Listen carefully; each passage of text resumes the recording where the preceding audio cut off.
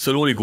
comptes dalen ak jàmm ci Dakar comme tubaab nu mu koy waxee la vie ne fait pas le moine de plus en plus dafa am benn phénomène bu ñu commencé seetlu moo di samba boo yii di solu ba rafet di dugg ci nit ñi ci sàcc la dernière en date moo di benn sàcc dafa dugg ci benn multiservice da di fay sàcc téléphone anam bu nga ko sàccee nag dina leen surprendre nañ dem seetaan vidéo bi mais balaa loolu ñu ngi leen di ñaan ngeen abonné wu di like vidéo yi te ngeen partagé ko sur ce mën nañ dem.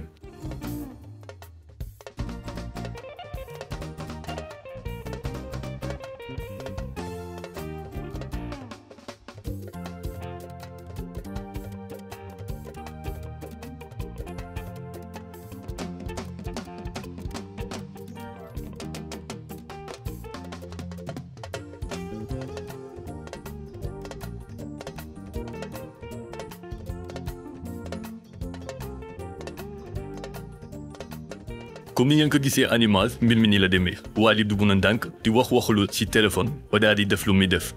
mais fii premier constat bi ñuy mën a def mu di borom téléphone bi dafa sàggan ana nan nga jëlee sa téléphone di ko branché fenn te surveiller woo ko te it foo xamante ne dafay bëri ay dugg génn si genre situation su fekkee ne dañoo obligé charger sa téléphone mais vaut nga charger ko toog di ko surveiller parce que il suffit que nga bàyyi benn seconde rek nit mën na ko ñu wax ci daal di dem te doo si bàyyi xel beneen mbir bu ñu mën a may en place mu di soo di charger jël téléphone wi nga jox ko gérant bi pour mu charger le ko directement si ginnaaw loolu moo gën te dul loolu mieux vaut nga bañ koo charger foofu parce que soo ko charger foofu risque la pour ñu jël ko téléphone bi nag dem na malheureusement borom téléphone bi nag leen rek la mën a def mu di porter plainte amaana su fekkee ne yor na facture téléphone bi mën na jël aussi email bi daal di koy yóbbu comme ça dina ko permettre mu mun ko identifier mbir mi nag mu ngi nii noonu ñaan nag ngeen partage vidéo bi pour le maximum de personnes pour que ñu mën a identifier ki def lii nii sur ce ñu waxante ba beneen sur beneen jàngat sur Dakar.